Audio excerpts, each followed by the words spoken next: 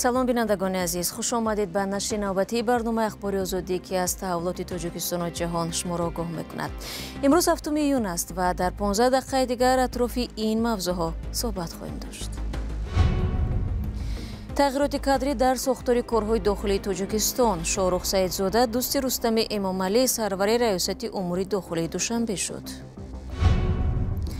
баҳс ҳал гардид. Баъди гузориши Радиои Озодӣ ширкати Нақш қарзи соҳибкори чиниро пардохт намуд. онҳо ҳамаи пули дар қарордод омадаро ба мо бозгардониданд. Ташаккур барои кӯмак ба давлати Тоҷикистон, махсусан ба радиои шумо. ва шабакаи тақсими барқи Кӯлоб мехоҳад бо муштарӣ робитаи мустақим барқарор намуда нозиронро аз байн барад. ҳисобкунакҳои барқиро аввал аз кортиё сар мекунем. тақдири ё ҳалан. шоҳрух Саидзода сардори раёсати ҷустуҷӯи ҷиноӣ вазорати корҳои дохилӣ ва аз дӯстони Рустами Эмомалӣ писари президенти Тоҷикистон аз мақомаш барканор ва ба мақоми дигаре дар ин сохтор таъин шудааст. дафтари матбуоти президенти Тоҷикистон имрӯз хабар дод ки сардори раёсатҳои вазорати корҳои дохилӣ дар Душанбе, навоҳии Тобеи Марказ, Чанднояи Хатлон, Суғд ва вилояти Мухтори Кӯҳистони Бадахшон иваз шуданд. як манбаи Радиои Озодӣ дар вазорат тасдиқ кард ки Шоҳрух Саидзода аз мақомаш дар раёсати ҷустуҷӯи ҷиноӣ барканор ва сардори раёсати вазорати корҳои дохилӣ дар Душанбе шудааст. ҳанӯз маълум нест ки Бароталӣ Ҳамидзода сардори раёсати вазорати корҳои дохилии Душанбе ва Абдулло Навҷувонов сардори раёсат дар Суғд ки аз мақомҳояшон барканор шуданд, чӣ мансаб гирифтанд? зоҳиран Шоҳрух Саидзодаи 37 сола ки ӯро аз дӯстони Рустами Эмомалӣ раиси шаҳри Душанбе медонанд, дар зинаҳои мансаб болотар меравад. ӯро як фарди муҳим дар тасмимгириҳо дар сохтори вазорати корҳои дохилӣ медонанд. тарафдоронаш Шоҳрухро раҳмдил, бо адолат ва аз мансабдороне меноманд ки ба доди ҷабрдидаҳо мерасад. ҳомиёни ҳуқуқи инсон мегӯянд, дар замони кори ӯ дар раёсати ҷустуҷӯи ҷиноӣ дахолат ба ҳаёти шахсии фаъолони ҷомеа ва шиканҷаву азияти равонии боздоштшудаҳо бештар шудааст. дирӯз дар як кида мамолики Аврупо интихоботи парлумони Аврупоӣ оғоз ёфт. Хабарнигори мо Шаҳлои Абдулло ин равандро ки то 9 июн идома хоҳад дошт дар Брюссел, маркази маъмурии Иттиҳоди Аврупо пайгирӣ дорад. ба қавли коршиносон сарфи назар аз паёмади ин маъракаи сиёсӣ, дастгирии Украина дар муқовиматаш ба Русия чӣ аз тарафи ин иттиҳод ва чӣ аз тарафи кишварҳои узви он коҳиш нахоҳад ёфт. рӯзи 6 июн дар кишварҳои Иттиҳоди Аврупо райдиҳӣ барои интихоби вакилони парлумони Аврупо оғоз гардид. ҳамакнун давоми 4 рӯз 370 миллион нафар дар 27 кишвари Иттиҳоди Аврупо вакилони ин ягона ниҳоди қонунгузориро интихоб мекунанд. нахустин шуда рӯзи 6 июн дар Нидерланд овоздиҳӣ шурӯъ гардид. имрӯз 7 июн дар Ирландия ва рӯзи 8 дар Латвия, Малта ва Словакия овоздиҳӣ баргузор мешавад. дар бархи кишварҳо интихобот 2 рӯз доир мегардад. дар ҷумҳурии Чех рӯзҳои 7 ва 8 ва дар Итолиё 8 ва 9 овоз медиҳанд. дар кишварҳои боқимондаи Иттиҳоди Аврупо интихобот рӯзи 9 июн баргузор мешавад. ин даҳумин интихоботи умумии мардумӣ ва нахустин баъд аз ихроҷи Британияи Кабир аз Иттиҳоди Аврупо аст. дар маҷмӯъ барои роҳ ёфтан ба парлумони Аврупо намояндагони 200 ҳизбу ҳаракатҳо аз кишварҳои Аврупо рақобат мекунанд. бино ба гузоришҳо аксари нерӯҳои сиёсӣ дар интихобот ширкаткунанда аз Украина ва сиёсати сахтгирона алайҳи Русия пуштибонӣ мекунанд. аксарияти ростгароҳо низ аз ин мавқеъ ҷониб доранд. қисми дигар аз популистҳои рост ва чапгаро мухолифи пуштибонӣ аз Украина ҳастанд. муҳоҷират, тағйирёбии иқлим, масъалаҳои иқтисодӣ аз ҷумла нархи нерӯи барқ ва масъалаҳои амниятӣ аз мавзӯъҳои муҳими раванди интихобот арзёбӣ мешавад.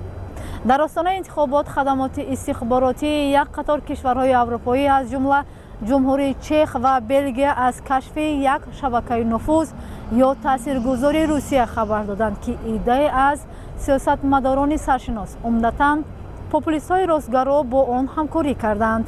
гуфта мешуд ҳадафи ин шабака аз ҷумла таъсир расонидан ба интихоботи парлумонии Аврупо будааст. дар назар аст ки натиҷаҳои аввали интихоботи парлумонии Аврупо шаби 9 ба 10 июн баъд аз анҷоми райдиҳӣ эълон шавад. Шаҳлои Абдулло, Радиои Озодӣ, شهر بریسل بلژیم. برمیگردیم به تاجیکستان. بحث مالی میان دو شرکت که یکی چینزر از صاحبکاری چینی و دومی نقش از تاجیکستان است حل خود را پیدا کرده است. رادیو آزادی در پی مراجعت مالک شرکت چینی اویدی قرضداری شرکت نقش گزارش تهیه کرده بود و حالا به گفته همکارانم برای یوسفی و ارشاد سلیمانی شرکت تاجیکستانی صدها هزار دلار قرضش را به صاحبکاری چینی برگرداند. شرکت نقش همگی با گذشت یک روز پس از رسانه‌ای کردن بحثشان با شرکت چینزر 400 هزار دلار بحثی را به این شرکت برگردانید. در نامه‌ای در پاسخ به سالهای رادیو آزادی نوشته است که برگردانیدن مبلغ سرمایه‌گذاری با راه گفت و شنید مصالحت آمیز و یکدیگر فهمی طرفها حل و فصل گردید و 6 ایون بقیه مبلغ سرمایه‌گذاری چینزر را که 400 هزار دلار ایالات متحده آمریکا را تشکیل میداد پر را برگردانید. در ادامه شرکت نقش نوشته است با به اعتدال آمدن وضع مالیویشان همکاری تجارتی خود را در فضای همدیگر فهمی ادامه خواهند داد. در اونجا یک همسایگی مودم چیزا سنا کاروای کردگیان دودگیان نمیدونم اجاره دودگیان همون اشیایی که دوران ایسوس همون را وای دودگیان اجاره دودگیان همون را میگه که اگر که باشه شرایطتون بگیرین شما همون را در 35 تا جان تزوین مدیر کل شرکت چینزر برگرداندن 400 هزار دلار مبلغ بحثی را تایید کرد و از رادیو آزادی و طرفهای دیگر دخیل در این قضیه میانه‌داری نمود.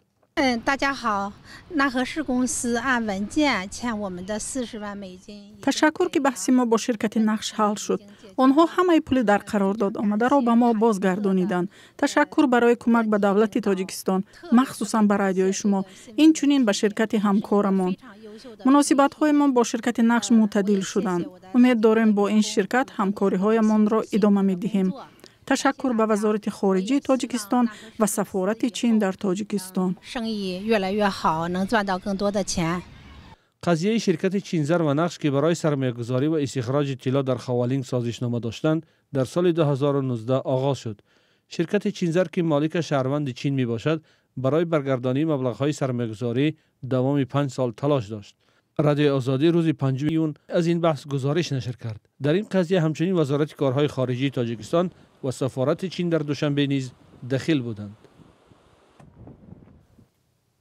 حالا می رویم به جنوب تاجیکستان که در آنجا به عوض کردن حسابکنک‌های برقی شروع نمودند. انتظار می رود که حسابکنک‌های هوشمند پیش روی برق دزدی را میگیرد و به ناظران هم دیگر احتیاج نمیماند. در تاجیکستان شکایت از شیوه کار ناظران و بر زیاد حساب کردن پول برق زیاد صدا می‌دهد. مسئولان بخش انرژی ساکنان را متهم می‌کنند که سر وقت پول برق را نمی‌پردازند یا پنهانکاری می‌کنند، اما مشتریان اکثرا مدیریت نادرست در برق توجیک را سبب این ماجراها می‌دانند. محمود جان رحمتزاده با ادامه همین موضوع. در شهر کلوب نصب حسابکنک‌های نو برقی آغاز شده است. رهبریت شبکه‌های تقسیم برق میگویند حسابکنک‌های نو هوشمند میباشند. حسابکنک‌ها با نقطه‌های عکاسی مجهز است. با گفته مسئولین این حسابکنک‌ها هنگام دزدی برق آن را آشکار خواهد کرد. با نصب حسابکنک‌های نو آنها می‌خواهند سطح دزدی و تلفات برق را کاهش دهند. یواسکنی حسابکنک‌های برقی را اول از کورتیو سر می‌کنیم. تقدیری یو حالا تقدیری یو با حسابکنک‌های نو اینتלקتوالی که من حسابات گفتم با همون یواس کرده میشن. کارهای وصل را شرکت تاجیگیدرو الکترومنتاژ انجام می‌دهد.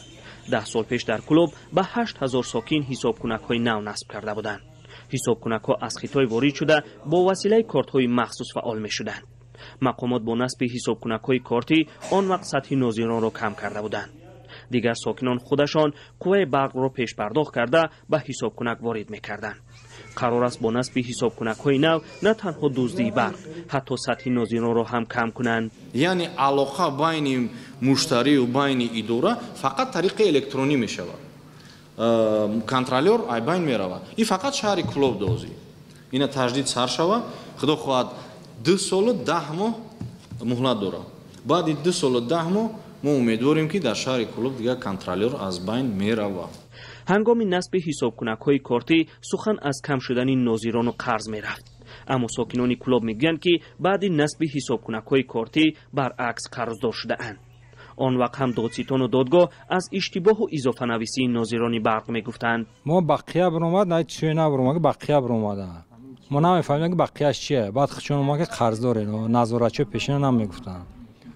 حالا در کلوب 38,000 حسابکنک فعال به قید گرفته شده است. با گفته مسئولین تقسیمات برق از این شماره 8,000 آن حسابکنک‌های کارتی است. اکنون قرار است جای این 38,000 حسابکنک را حسابکنک هوشمند گیرد. مسئولین برق گفتند که این کار اول در آن شهر و نواحی راه اندازی خواهد شد که تلفات و دزدی برق بیشتر است. پس از شهر کلوب قرار است در ناحیه دنغره حسابکنک‌های هوشمند نصب شود. محمود جان رحمتزاده، آزادی، کلوب. سلام، اگر خط و خبر می‌خواهید ما داریم. نوید بامدادی، سرخط خبرها، اخبار تاجیکستان و جهان، گزارش‌ها و تحلیل‌ها. چی می‌گذرد و چرا؟ دانستن فهمیدن است. ضمیمه یا اپ ما را بگیرید. بله، خبرهای رادیو آزادی را پیگیری کنید. در شمال تاجیکستان نخستین تجربه استفاده بیوگاز را راه اندازی کردند. یک نهاد مستقل کشاورزی تاجیکستان با دستگیری مالی آژانسی رشدی ایالات متحده آمریکا یا خود یوساید عزم دارد به خانواده ها با فناوری جدید گاز و روشنایی آورد و هم مشکلی چندین اسره زنان و دهقانان را حل کند. فرزان محمدی درباره این افغانی که در شرایط فعلی سرطلب خواهد بود برای ما و شما گزارش می‌دهد. عائله ثابتوفا در دهه سامغار ناحیه باباجان غفوروف نخستین شده استحصال بیوگاز را در شرایط خانه به راه ماندند. آنها میگویند در عوض 50 کیلوگرم پاروی گاو در یک شبانه روز تا 4 ساعت گازی از نگاه اکولوژی تازه و با صفت را میگیرند. پیش من این گازی وای بود، جیجنی بود. خیلی کم میشد و هم ناز بود. خیلی سال سیاه میکرد. سال پاست این منه بلندتر تستر میشد اوقاتمو چای دارو میجوشد وقتی تنگ مونده.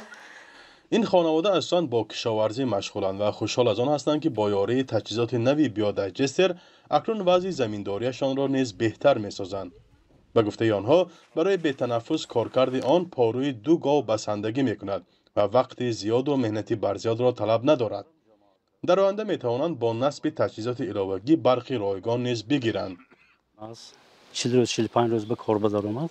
حاضر ما 10 روز استفاده برداشتیم جدا ناس. اینجا برآمدگی هم بیوگازوشه آینده برای زمین بیونورش برای زمین کارکرد زمین برای بالام برداشتن استحصال زراعت‌های کشاورزی استفاده می‌بریم.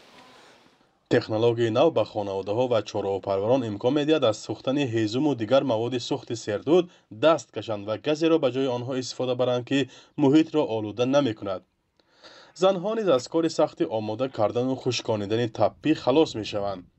موادی که گاز از آن به دست می‌آید نه پرتاب بلکه بیانوری یا نوری طبیعی برای پرورش زراعت خواهد بود.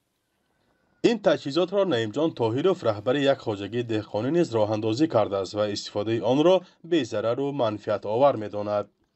هدف نهایی طرح و راه اندازی تکنولوژی نو مساعدت به رشد کشاورزی یک ساحه مهم اقتصاد تاجیکستان است که صدها هزار نفر در آن کار می‌کنند.